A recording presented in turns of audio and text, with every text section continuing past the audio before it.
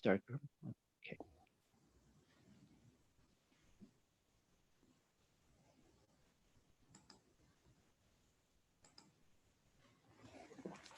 Okay, good morning. Hemshech Ayin Beis. We're learning in Sadik Dal, but the Hemshech Ayin Beis that it corresponds with is basically pages 1148, 1149. And in Sadik Dalad, we're middle of page 81. If you want to follow the text, just go to ayinbeis.com. We have the PDFs of these pages. Okay.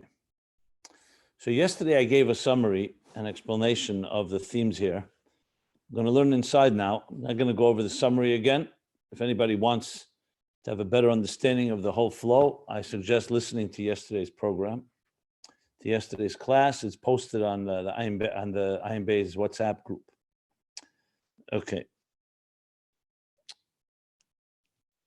But to put things into context, we're talking about 3 levels of Ratzon, pre-Tzimtzum, that in the Eir HaMispashet, in the extended Eir, the energy that is already beginning to relate.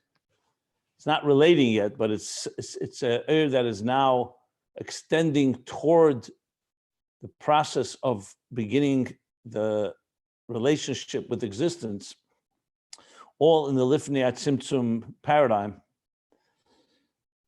in contrast to the Er Atzmi, which is beyond that altogether.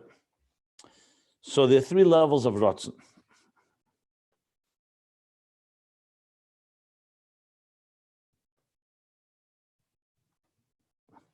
Called Ratzon HaKloli, the general desire, Ratzon HaPrati, specific desire, and Ratzon HaKodum, the prior desire, which we'll explain. I said yesterday what they are, but basically it's 3 stages in how a desire evolves from its earliest inception. So what is this earliest inception? Is that the soul, which is completely removed and self-contained, the words that he uses, mufshetes u'mushleles, removed and negating any type of relationship, a stirring has happened, inspiration, what he calls a heskim. Essentially, a consideration, beginning to consider, agreeable to consider, different ways we translated the word, to consider what? Whether it's worthy to desire something. So that's the first step. The next step is shaka v'tarya, a deliberation. And the third step, all in the Ratzon Kloli, is determination, what he calls hachlata, a hechlet. He's now come to a absolute determination. Earlier, last Maimer, all these 3 were basically all included in that Ratzon Hanelam or Koyach HaRatzon or Machshava. Now, he's broken it down into levels. These 3 levels, all in the first level. Now, the key thing that he's explaining now is he wants to show how the Heskim, that even though it's already removed, it's a step beyond the essential soul, because something has stirred. Now there is the beginning of a consideration, considering the desiring of a relationship with another. There's something zulasa from something other than the nefesh.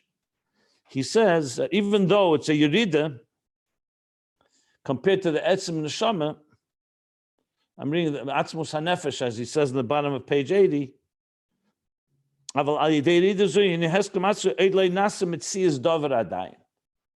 Nothing yet came of it. It's a consideration. You don't even have a determination that you're definitely going to desire this. It's considering that option, leaving room for that possibility. So the nefesh has shifted, but it's all a shift in the nefesh, and as we'll soon summarize, the Heskim is only about this shift in the nefesh. That's all that it's concerned with. That the nefesh should begin to consider a relationship. But it did not come into a mitzias dover adayin. Nothing has come of it. It's not an actual entity. B'tzir mefuret b'mehus mitziyusei. In some type of specific shape, which is the mehus ha-mitzias, as I explained yesterday, the mehus ha-mitzias is already a mitzias of Ratzon. So it's not even a mehus ha-mitzias yet. because Mehusa Metzias is going to refer to the Ratzon Prati that comes after the determination, that actually comes into specifics and a pursuit and being drawn. This has not even reached that level. It's just a consideration of the nefesh. So the nefesh has shifted, but nothing has come of it. So now the rest of this next page, next half a page, comes to explain this line. So what then is the heskim? He says what emerged is the mehus mitzias of the mehus, that the mehus nefesh has now come into considering a mitzias. Soon we're going to learn it's not even mitzias amahus, but it's definitely the beginnings of a mitzias amahus, because this consideration is going to lead to a deliberation, which will lead to a determination. So he's saying something has happened, but you cannot call it yet an entity, because as we're going to explain, and I'm just explaining what we learned already, I'm not going to read the whole thing again, I'm just summing it up. What he's going to say is because the heskim is only a shift in the nefesh. All its interest is what the nefesh wants. And right now the nefesh is open to considering a relationship. So its focus is on the matzav of ha-nefesh, not on what is being desired. So you can't call it a mitzias dover yet. You can only call it a shift in consciousness, if you wish. So he says, but hagam shekvar yiseder v'huskam al zeh. How could you say that we learned that he's already agreed? Page 80 and 81. Do me a favor, please. If you, so what we learned that already was inspiration, that he was agreed that this thing is worthy to desire. So now he breaks it down, explains, yes, there's an agreeable element to it. Something has shifted, but it's not something you can call a mitzias dover. That's the key focus and the key punchline he wants to establish in the middle, through page 81, how the heskim is not yet a mitzias dover. So what does he say? He calls it, that's why we learned that we call it thought. A thought. A thought does not mean a desire. A thought means a consideration. You're thinking about it. Then he says, "Afilu ratzon hanelam" is called machshava kara. It's called a cold, cool thought. And for sure, the heskim. So clearly, the ratzon hanelam now, it seems to me, would probably be a level below heskim. Probably, maybe the ratzon hanelam may be the achlata, or the shakvatari and the achlata. It doesn't say explicitly, but clearly he's saying that the machshava hanelam is also called machshava. I'm sorry, the ratzon hanelam is called machshava kara, and the heskim, which is even earlier than that, it's just a consideration. He calls it machshava. You can't even call it a cool machshava because it's not even a thought yet. In other words, it's not even you can't even say it's removed from the object. It's not even removed from the object. It's just a consideration of the nefesh shifting from its complete being removed from it. Now he's having some type of consideration, the beginning, the stirrings of a consideration. That's what he says. A question. Kara would mean it already has a mitzias. Is that correct? No. Kara. No, he doesn't say such a thing. Where does he say that it's mitzias? I don't know. I'm asking why. How? No, absolutely not. No. Okay. He doesn't say it's a mitzias, so why would we try to impose that? And also, what do you mean by mitzias? Explain mitzias. You would have a particular ratzon. He doesn't say right now. Right now, he's speaking about the heskim, and he's saying the heskim is called machshava. The ratzon hanelam is called machshava kara, and which means it's a thought that is relating to something, but it's removed from it. And here it's just calling it a thought because it's just the early stage of consideration. That's all he said, and that's why he's making the case that it's not a mitzias. Not talking about achlata. We'll see later as he gets further when start becoming a mitzias. Okay, because he doesn't explain kara as we go weiter. He does. He explained it in the previous Maimer kara. In the previous Maimer, he explained it's like intelligence that's removed. Kara means like emotions are passionate and excited about something. That's like the ratzon haprati, or what he called then the ratzon that is pursuing the hatoya v'amshocha. So you're passionate and excited. Machshava kara, he said, is removed and aloof. So it's a determination, but it's aloof. He explained it in the previous mimer. Now he's distinguishing between because now he's breaking down this first level. And now he says there's the first stage is a consideration. The consideration is not a mitzias. You can't even call it machshava kara. He said,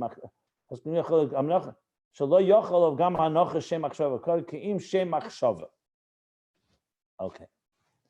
The kavana bezeh, what is he trying to say? That it's not a ratzon. It's only a thought. It's only a consideration.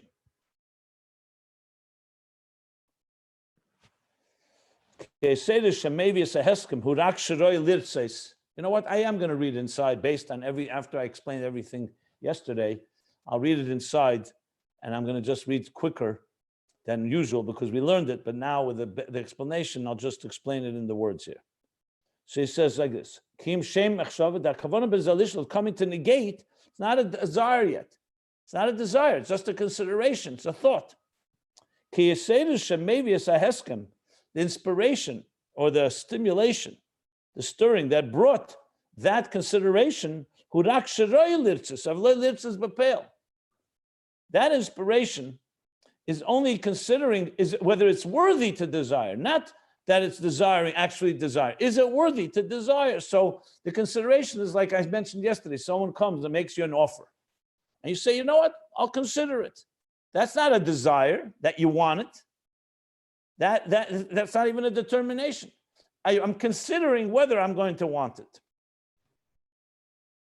It's not an actual desire.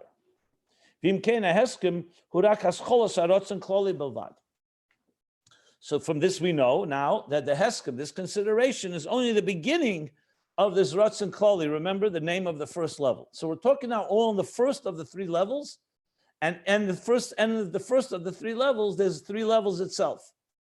I'm sorry, in the first of the three levels, yes, ratzon klali, there are three levels: is heskem, shakavitaria, and hachlota. So he says the heskem is only the beginning of the ratzon klali, the consideration. But achrei haheskem, following this consideration, or you could say agreement to consider, bo achlota, then comes the achlota, the determination, shehu seifar ratzon klali. That is now the conclusion of the process. What's the conclusion? He didn't get to shakavitaria. That's going to be in between, the deliberation. What's the conclusion of the ratzon klali? That you've determined, yes, it's achlota, a determination, which is the end of the ratzon klali, which is that first stage that you've determined, but it's not yet a pursuit, and it's the beginning of ratzon prati. So the hachlat, the determination, is going to also be the beginning of the next stage of desire, level 2 of desire, which is a specific desire, shememenu ba ratzon hakodim, from which will come the third level, the ratzon hakodim, which we'll soon discuss more in detail what these two are. But I've already given the preview. Basically, ratzon ha-prati is the details, and therefore the pursuit. The ratzon hakodim is the actual shir atzmei b'keach, the envisioning, the allocation of resources, preparing everything that comes right before. That's why it's called kodem. It's the last stage before the ratzon becomes manifest and begins to the actual process of building or creating whatever it is that desire wants. Okay, so we have heskem as the beginning, first step, hechlet, the last step, in what? In the ratzon klali, which will lead then to the other levels of ratzon. Right, because if you don't have a determination, if it would stay in the level of heskem, if it would stay in the level of consideration, it could also stay hanging, not here, not there. You consider it, and then nothing happened. The determination solidifies that this is what the absolute the desire is, but it's not an active desire. You're not pursuing it. It remains a machshava kara still. It still remains removed, but it's an absolute determination. It's not a consideration anymore. Okay.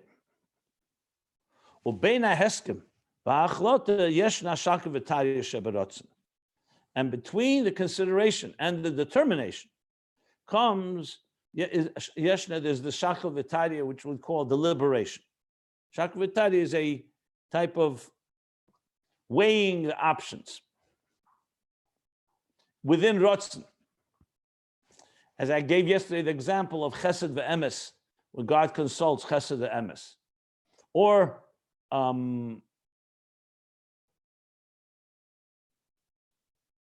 maybe I think later he's going to say it's b'min nimlach.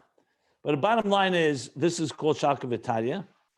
And now he says this line, which, as I pointed out when we learned it the first time, it's pretty vague, but next page, I realize he explains it. The Zehu hachemer harotzen prati v'yesed l'rotzen hakodem. Yeah. We're going to learn in the next page the details of this, that not from the heskim, from the consideration, you don't have yet the material from which the detailed desire is going to emerge. And the rotzen hakodem, which is the allocation of resources, shir asme b'kayach. What is the yisod for that, or the chemer, the material for the later stages is the Shaka v'Tarya.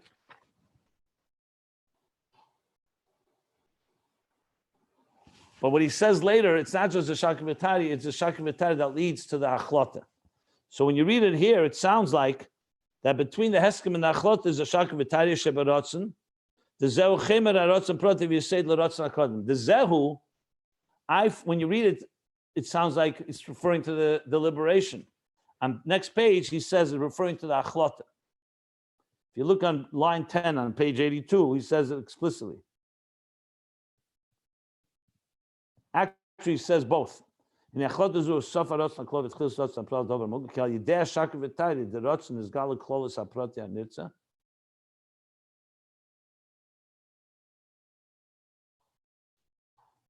Okay, we'll read it when we get there, but this line will be explained in the next page. In other words, the consideration itself is still too far, still removed from being able to become the root and the source for the rotzen that will go into the details and pursue and so on. So this is later going to become, that's what it's going to lead to. So we'll get back to it, okay? The beheskim shekedem achlota, the consideration that precedes the determination, shutchilas harotzen klali, like you just said, is the beginning of the general desire.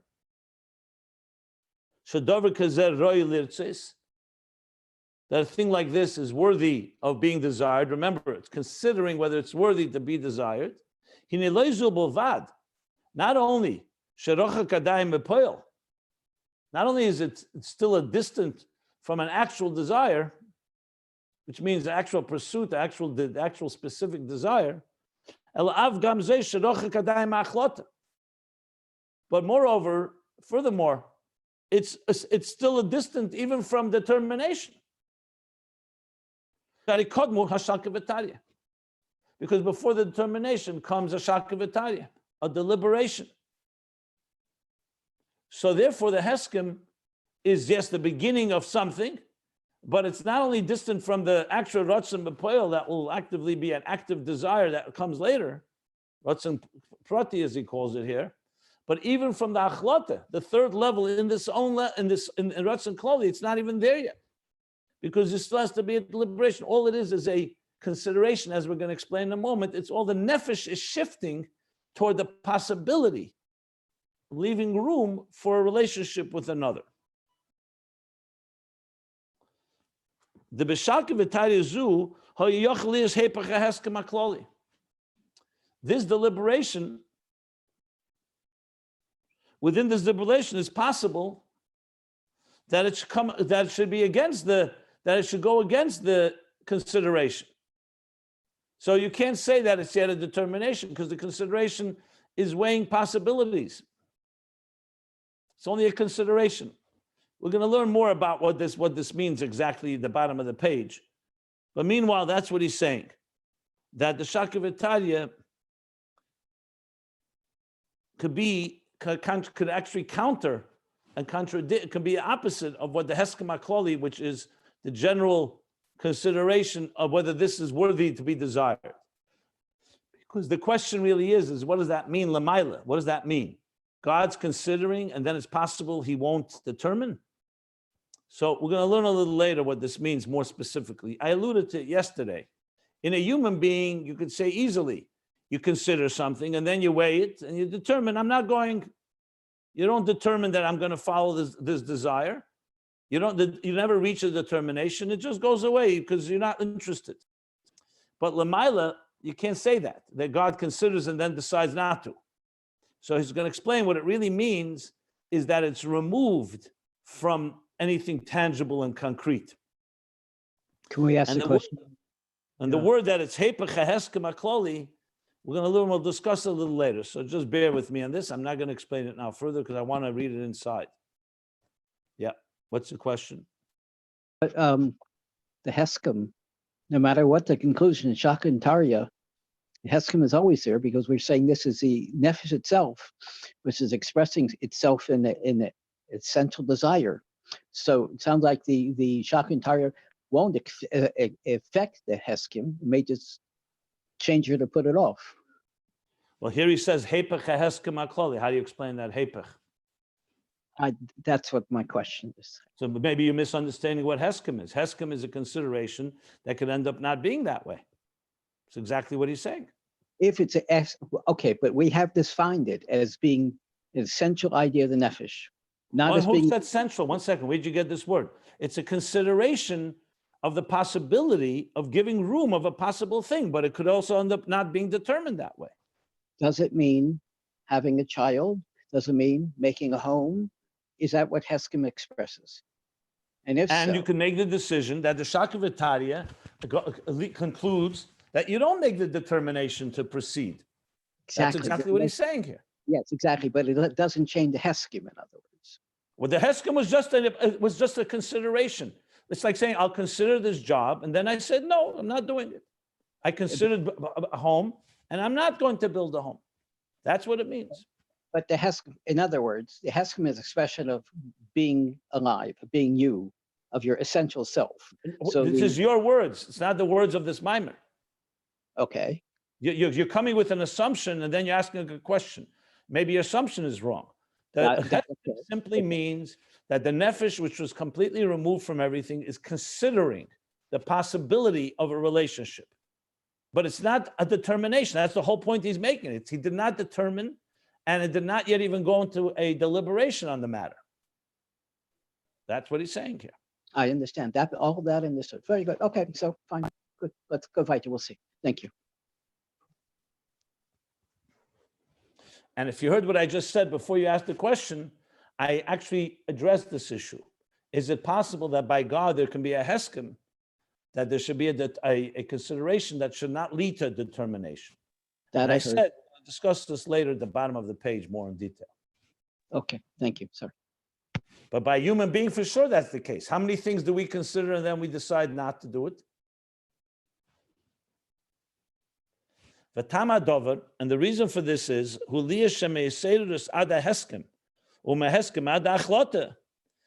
reason for this is because the fact is that from the time of inspiration to the point that you come to the consideration, and from the consideration till you come to determination, a lot of time can pass. Also, a number of years, many years, a number of many years. A span of many years, I should say, not number, a span of many years. L'chein. So what does that tell you? That they're not automatic. It's not an automatic process. There's the consideration. There's the inspiration that leads to the consideration, that leads to the determination, and in between, because it can be plenty of years. And therefore, though it was agreed upon in the nefesh, to consider that this thing, that it's already agreed in the nefesh that this thing is worthy of being desired, but it's not being desired yet. It's just worthy of being desired. What is the main focus here of this consideration? Is the primary focus is that the nefesh yotza, the nefesh has left, so to speak, has come out, has emerged. From its being from it's now moved from its being removed, and from negating from its previous state of being removed and negating.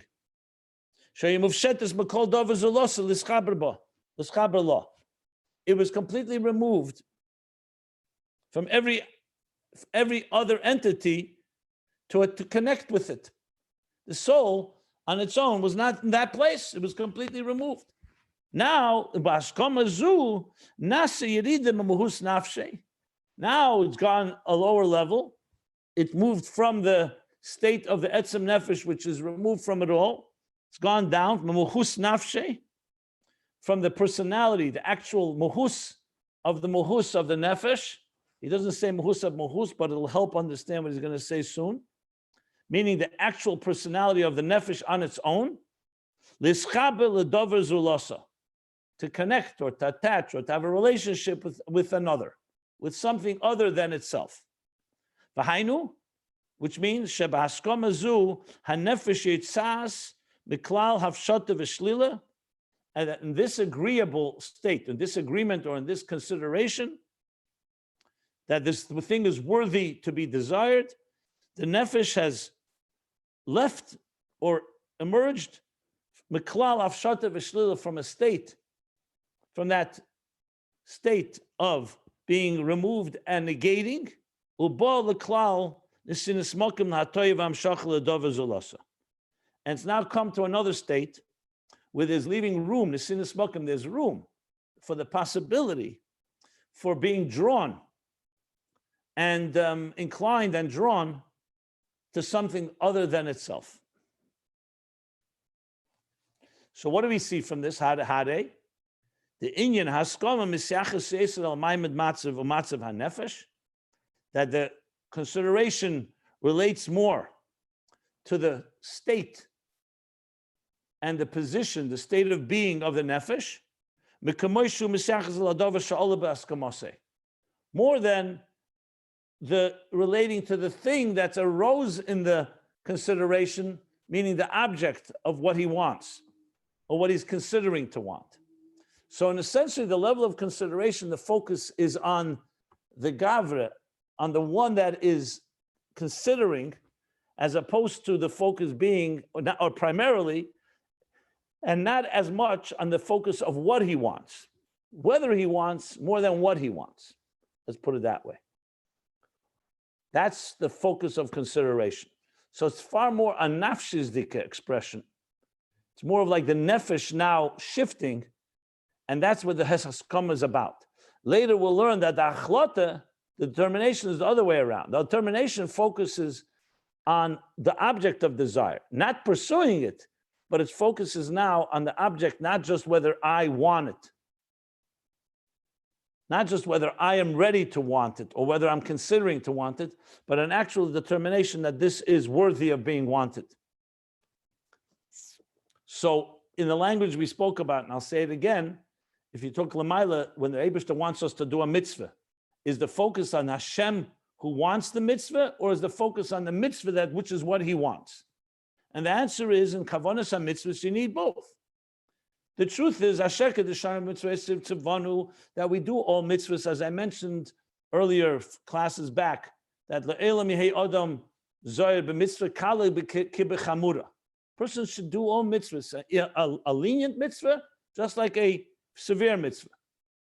So we see from that mitzvahs have levels, but he says do them equally because they're both God's will. Since it's God's will, what difference does it make? Because the focus is on the God and his will as opposed to what he wants. Yes, this may be more lenient, this may be more severe, this may be bigger, this is smaller. But from the point of view of the one who wants it, the focus on what he wants, that's where consideration comes into play. The consideration is focusing on what he wants, not the object of whether he wants, and not the object of what exactly he wants, the specific detail. More the focus on the Ratzon, on Hashem, and this is his beginning of his Ratzon, as opposed to the actual desire and the object of the desire. Okay?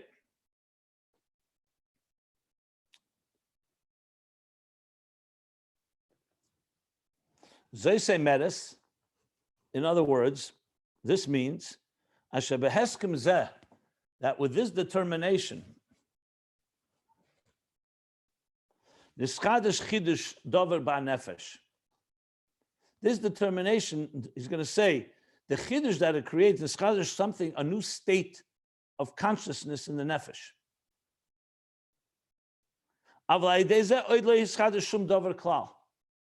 It's basically, to use the language of Gavra and Chefza, that what happened was a state of mind was shifted. That the nefesh till now was not considering even having a relationship with another. Now it's considering it. But that nothing new was created as far as the object goes. There was no new creation. Nothing came of this. It's the nefesh within its own process that has now shifted to a consideration of a relationship with another. As I explained, that is vital, because without that shift, nothing's going to happen. If the teacher or the artist or whoever you want to put it remains in their own self-contained atzmizdika place with no consideration, you don't have any shifts. So the first thing is a shift within the source, within the beginning of the giver or the producer, a shift. And that's the chiddush. The chiddush, again, is in chiddush davar ba nefesh, but not in the object, because the heskim is not focusing on an object. The heskim is reflecting this shift. And now he says the following: the loimi boy, the ein oid shum muhus mitziyuse klal. Remember, yesterday I explained the four levels: muhus, mitziyus, muhus, muhus, mitziyus, and mitziyus, mitziyus. So now this is going to come into play here. So he says like this: this heskim, which is all it is reflecting the shift in the nefesh itself, not the object. So he says not only that there's no yet muhus of mitziyus at all, which is, of course, what Husa Metzias means, there's a Metzias of Ratzon, a specific desire with details, which is level 2. And the Mehusa of the Metzias is what? Not the actual end result of the desire, but rather the process of being drawn to it, as we learned at length. Mehusa Metzias is being drawn to it. In the level of consideration, not only is it not Mehusa Metzias, it's for sure not Metzias. It's not even Mehusa Metzias. But even further, Elo degam Metzias Mehusei ein oidadayin. You can't even say there's a Metzias of the Mehus, because the Heskim has not taken any shape. All it is the shift of the Nefesh. So basically, you could say Mehusa Mehus has moved into the consideration of Metzias HaMehus.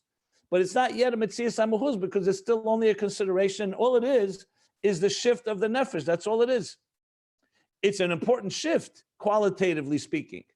But as far as Metzias goes, you can't even call it Metzias HaMehus. That's why I said earlier that in the bottom of last page, he called it Lo Nas Metzias Dover Adayin, Nesav Metzias Mehusei Belvad. So based on what he's saying here, you have to say the meaning of that was the beginning of Metzias HaMehus starting to emerge. It will be fully tangible in Hachlota, in the determination will be Metzias HaMehus. But in the Heskim, he says you can't even call it Metzias HaMehus yet. That's what he says. Lo boy, not Mehusa Metzias, which is the second level of Ratzon. The Lo boy en Yishum Mehus Metzias, or the Gam Metzias Mehusei ein oidadayin. It's not even Metzias HaMehus, because it's not really shaped into a Metzias yet. It's only a consideration, which means only the shift of the Nefesh to consider the possibility, leaving room for the possibility of a relationship. So you can't call that a Metzias of Ratzon at all. You can't even call it Metzias of Mehus in that sense. Shahare, again, repeats what he said before. If it was already determined and it was already a Metzias of Mehus, then there would be no Shalka V'Tarya. The fact that after this consideration comes a deliberation tells you that the consideration is still nebulous. You can't call it a Metzias HaMehus yet. That's essentially what he's saying now. The Shalka V'Tarya will lead to determination, then you can call it Metzias HaMehus.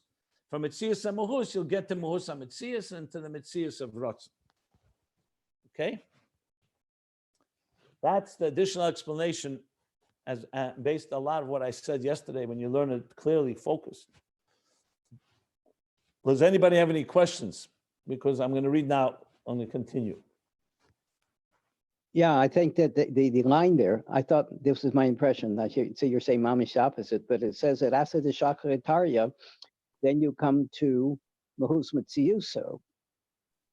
No, there's no Mitzias. First, you need Mitzias Mahus. Yeah, that's what I thought the Heskim was. Okay.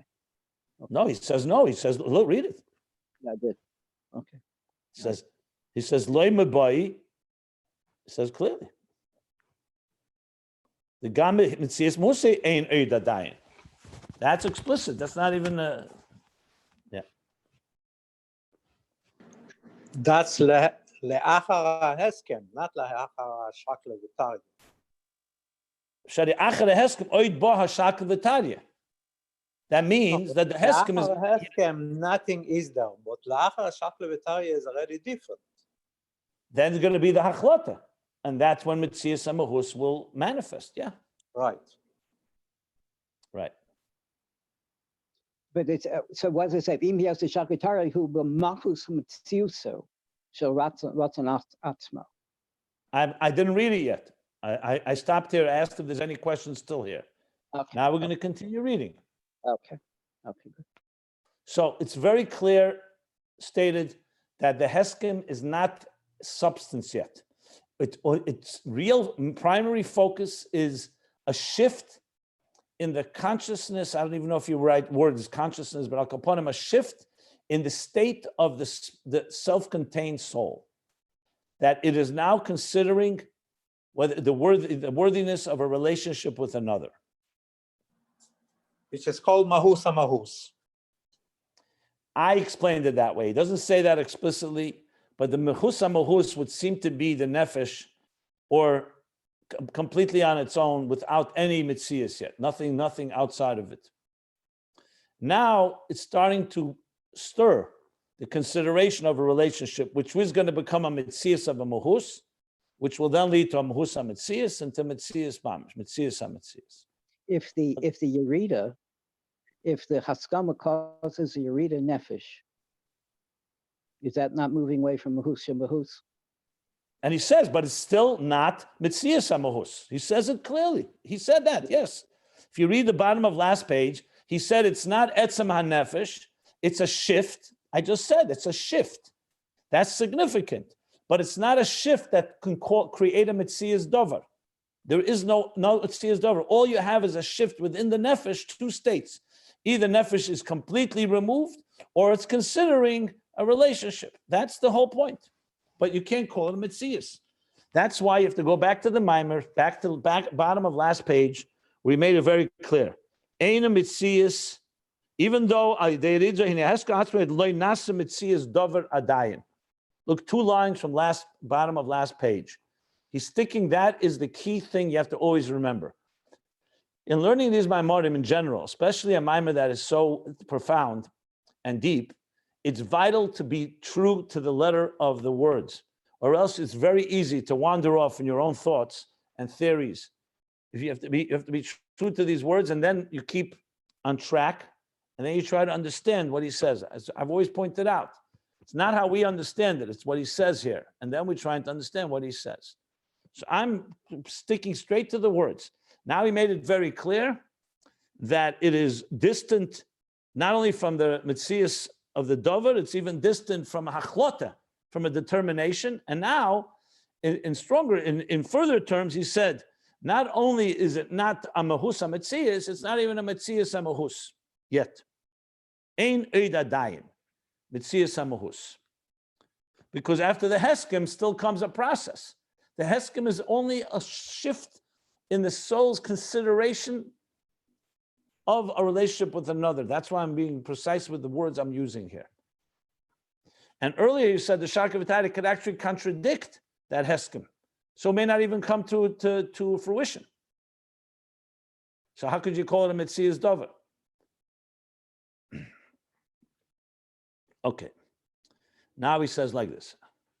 The ima yes, and even though da Shaka V'Tari hu b'muhus mitziyushe shel harotzon atzmei, that the deliberation is in the Mahus HaMetzias of the desire itself. So it would seem to mean that before that, you already have Metzias HaMahus.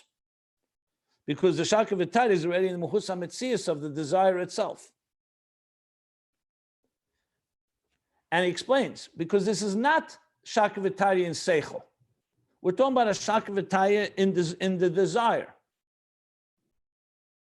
Ain't a Shaka V'Tari de Seichel. This is not a logical and rational deliberation. That's not what this process is about. That's a very different type of Shaka V'Tari. The bezech chol guf metzias harotzim is seichel. Because then this is the distinction.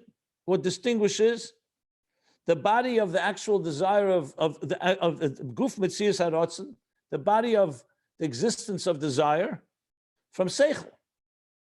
That seichel yesh leitam. Intelligence has a logical reason, a reason. Asher matam nasa taina shu hechlich shehu hechlich sichli. This reasoning that logic or the rational mind provides creates a taina, an argument, which is a compelling logical reason, which can manifest haba b'shnei tenuas sichlim. B'shnei tenuas sichlim, they come in two different movements. V'hem tenuas hachiyuv v'tenuas hashlila. The movement either toward the positive, something that is a positive way of understanding it, or a negative way of understanding it. I already explained Chiyuv could be two things. It could either mean that you come to determine it's the right thing, or you negate it, that's a wrong thing. Or Chiyuv Shlila could also mean Yediyas HaChiyuv, Yediyas HaShlila. Not clear here which one it is. I think from the last mimer, it seems, I want to go back a second. On page 54, let me just see something.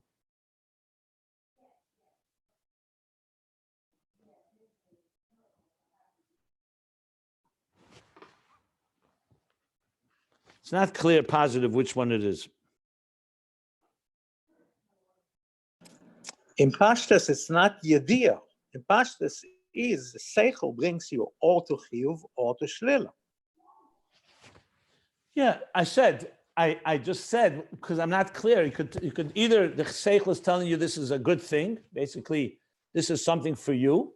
No, it basically comes down to this. Someone comes and offers you a product to buy. And you say, I have to study it. You start looking at it, you study it. There are arguments here, arguments there, logical. We're talking about logical, not rotzen. Logical arguments. This is a good thing, not a good thing. Then you come to a conclusion, it's chiyuv. This is a good thing and I'm going to buy it. Or shlila, it's not for me. I was saying, since it's not 100%, it could also be, because he says, shnei tunuis sichlim. That makes me think it's not two conclusions, whether you buy it or don't buy it. Tenuas sichlim sounds to me more like logical movements. That's why I'm suggesting maybe also means yediyas achiv, yediyas ashlila. Because how would you explain shnei tenuas sichlim in what I just said? You could say tenu movements that the seichel leads you either to the positive, like either muter or osir, something like that. Tenuas is directions.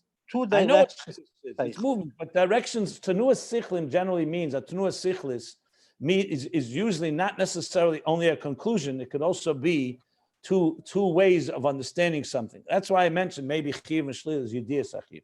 Regardless, maybe I'm wrong. But in yediyas achiv, we're not talking about it. And that's why I'm offering two different ways of explaining. Well, let me just finish a minute.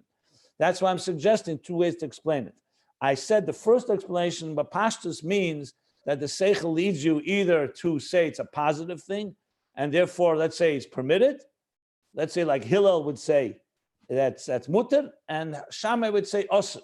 Maybe that's what he means by chiv v'shel, or he means yediyas achiv. It doesn't matter practically for our discussion. Okay. Tenuas achiv and tenuas ashlila would seem to suggest that it's a positive result or a negative result, basically. Yeah, that would be the simplest way to explain it. Not yediyas achiv, yediyas ashlila. When I read it again now, it means a positive result or a negative result. But this is all based on also not the result. nor is not result, nor is a direction. When, like you said, somebody offers something, so you have two ways how to think. In a positive, not a result, the ways of thinking that leads to the result. Okay, fine. Well, but right, but I just wanted to spell it out. Tenuas Achiv would be a movement toward that this is a positive. Yeah, because it's still all in the Shakavitaria level. I agree. Basically, it's an agreeable idea or it's a disagreeable idea.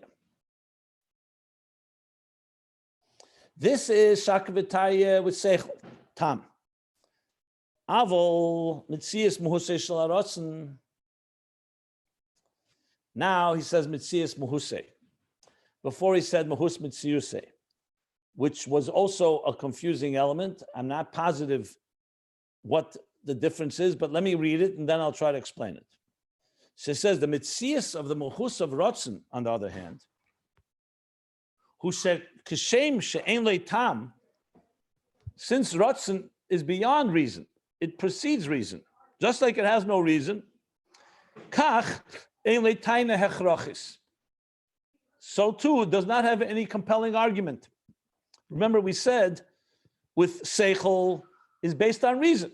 Give me a good reason that this product or this idea should be embraced by me. You give me a good reason, that's a compelling argument, and therefore, great. Or you don't give me a compelling argument, or the argument is the other way around, that it's not the right thing. It's not a true idea. That's in Seichel. In Rotzen, Tam is not a factor. Logical reasoning is not going to make a difference here, and therefore you can't make a compelling argument for this or for that.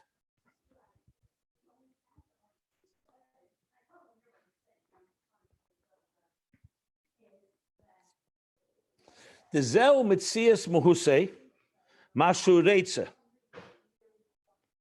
And this is the Mitzias of the Muhus of what he wants. So let me explain what this means.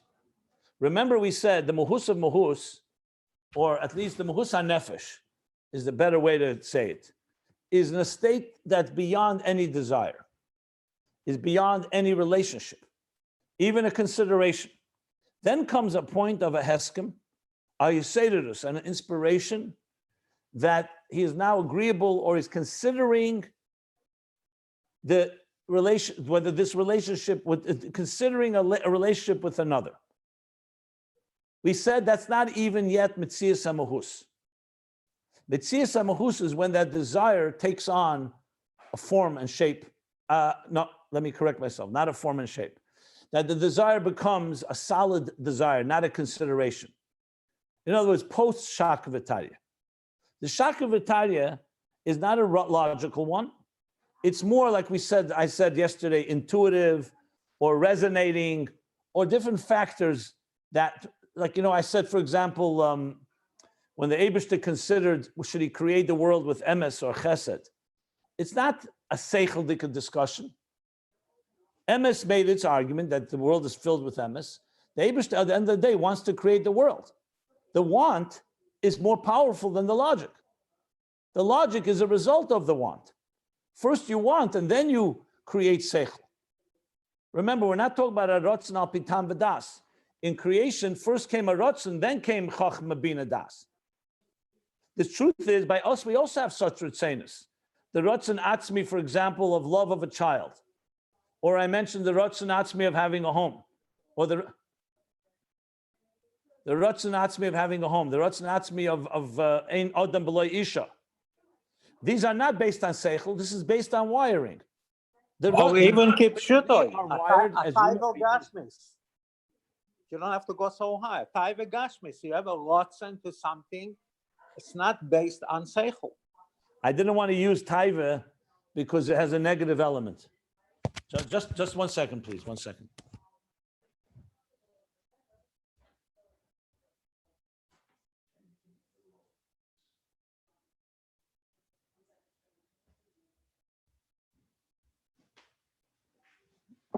Okay.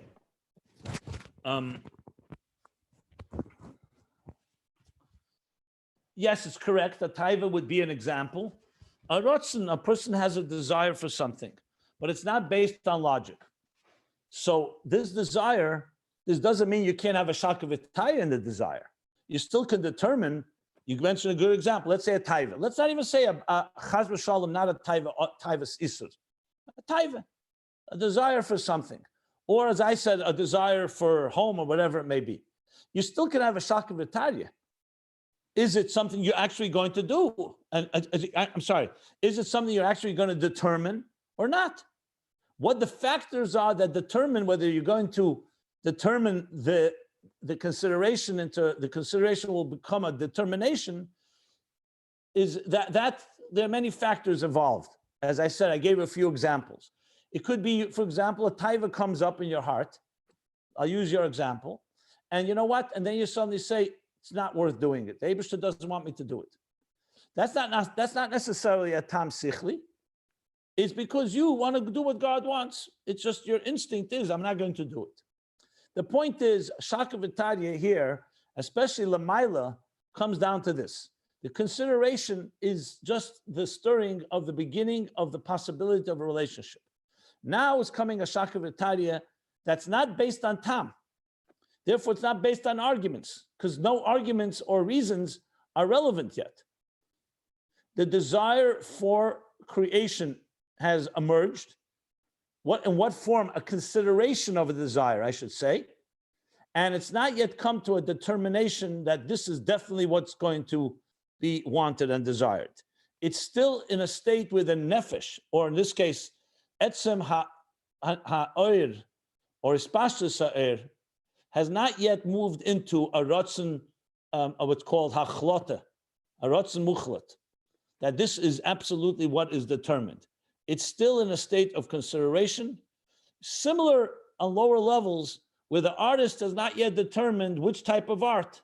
He's just determined he wants to create art. Here, it's higher than that. He hasn't even determined that he wants to create art. He's considering whether he wants to create art, in using the example I often give. So therefore, what do we have? So therefore, the Metzias is that in the time the Zeo Metzias Muhuse Mashu Reitze. That's its Metzias Muhuse, that there is a desire. I will say that this is already the determination.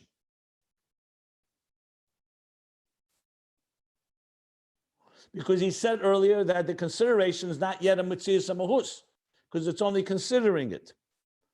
V'zeh atzmei, and this level of that there is a desire, a determination, zeh atzmei ba b'mehus mitziyusei, that will then now go to level number 2 of Ratzon Prati, the mehus of mitzias, because now you're already talking about a tangible desire, and the mehus of that mitzias shu hatoye v'amshacha, that's being the inclination and being drawn le'esei hadover shu reitze, boy, being drawn to the object, to the object of desire that he wishes, that he desires, to the object of that which he desires. So this is why I explained yesterday that it works like this. It starts from a state that is beyond Metzias HaMahus. It begins with a consideration, so something is beginning. It's going to become a determination, which I would call that Metzias HaMahus. The beginning of the determination was a consideration.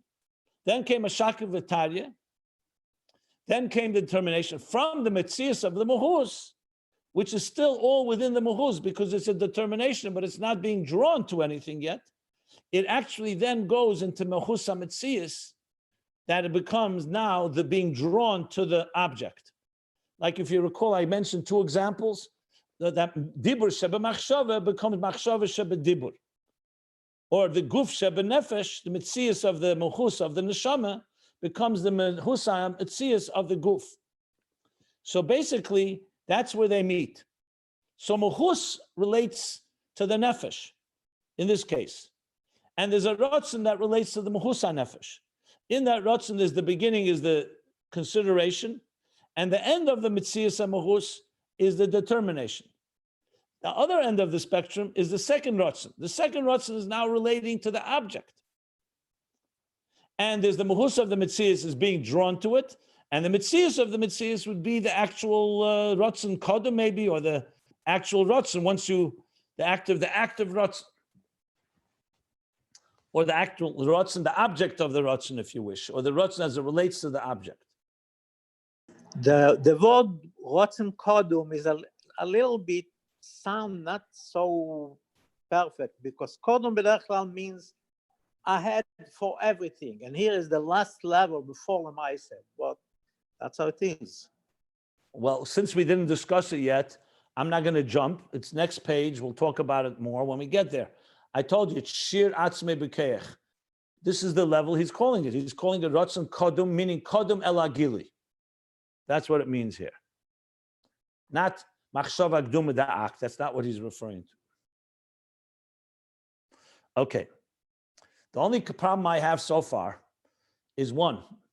Before he said that the shaka v'tarya is in the muhus mitziyusei shel harotzen atzmei. Now he's saying that hatoyev amshacha is mitzhus mitziyusei. So we need still to explain that. I don't want to correct it and say maybe it should say Mitzias Amahus, which would make more sense, frankly. But I'd rather wait till he finishes the whole subject matter, and then we'll get back to that. So we're still in a discussion here.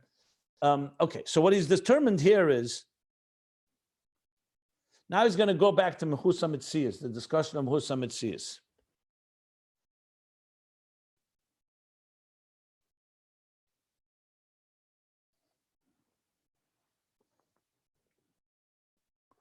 Ukanal, ukanizbar li'il, ukanisniske li'il, the bechol dover yeshna mahusa mitzias. He's going now back to page 23, I believe.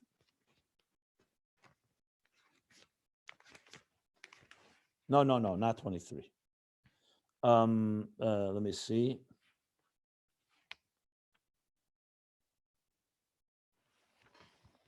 Where was mahusa mitzias?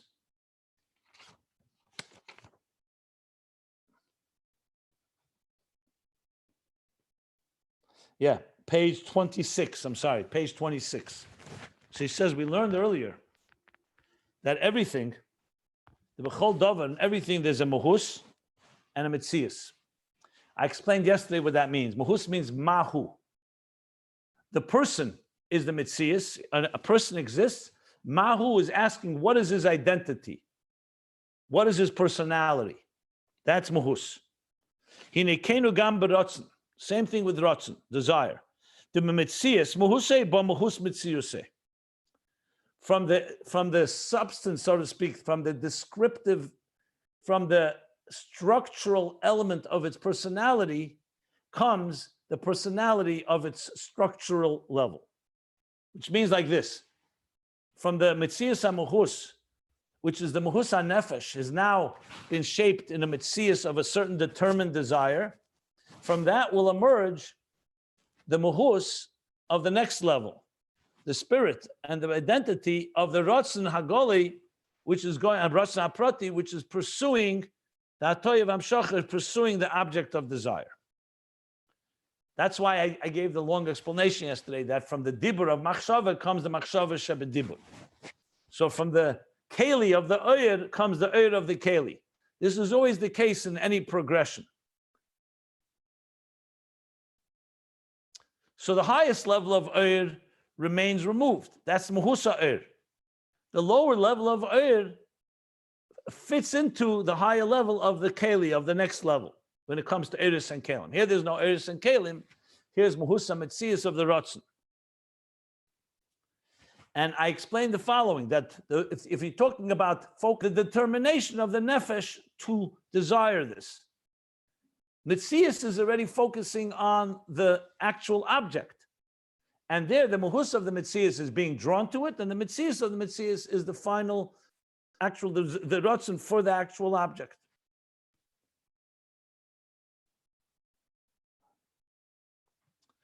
Im Kain, so based on this, Hashaki V'Tarya, hu b'parts of Ratzon Gufa. The Shaki V'Tarya is in the structure and the composite of Ratzon itself. It's not lower than Ratzon, it's not Tam V'Das, it's in Ratzon. In this process, as you move from Mahus Metzias HaMahus to Mahus HaMetzias, that's where the Shaka V'Tarya takes place. The problem I have is that it seems to me the Shakivitari is in the Metzias HaMahus, leading from Mahus HaMahus to Metzias HaMahus, from the Heskim, from the consideration to the determination. So I'm not clear exactly where he's placing the Shakivitari. But as I said, I'd rather read till the whole thing, and then we'll come to that determination. Okay. I'm going to stop here because the next section requires its own focus. So we're stopping here on 3/4 of the way down on page 81, making some progress here. And he's basically still in the middle of the discussion how the Heskim is not a Metzias Dover, because afterwards comes the deliberation, and he's now discussing where that deliberation takes place. It's clearly not in logic. It's taking place in the desire level, but it sounds to me that it's taking place in the Metzias HaMahus, which will lead to the Mahus HaMetzias. But we're going to read it all inside more, and then we'll get more clarity. So we'll You're stop right here. about this, what you said just now, because the whole entire time you explained that there's not even a Metzius HaMahus. That means that in Heskim, in the Heskim. In the Heskim. So that means that the Shaklevatari should bring from Mahus HaMahus to Metzius HaMahus. But right now, he said Metzius HaMahus to Mahus HaMetzius. Because yeah, I think it's both, to be honest, but I want to wait till the next page where he's going to conclude this point. He's going to discuss it. So I don't want to, we're like in the middle of a thought here. So I'd rather not come to anything conclusive. Actually, it sounds to me that the Shakivitari is between the beginning of Metzias HaMahus. The Heskim is just the consideration. The Shakivitari will lead to the Hachlata, which is Metzias HaMahus. That's what it sounds to me like. But he does say the words that the Shakivitari is in Metzias, in Mahus HaMetzias. That's what still needs to be explained why. I think the next page is going to explain it. But let's stop here. It's fine. We don't have it all figured out yet. But I hope we're making some progress. Does anybody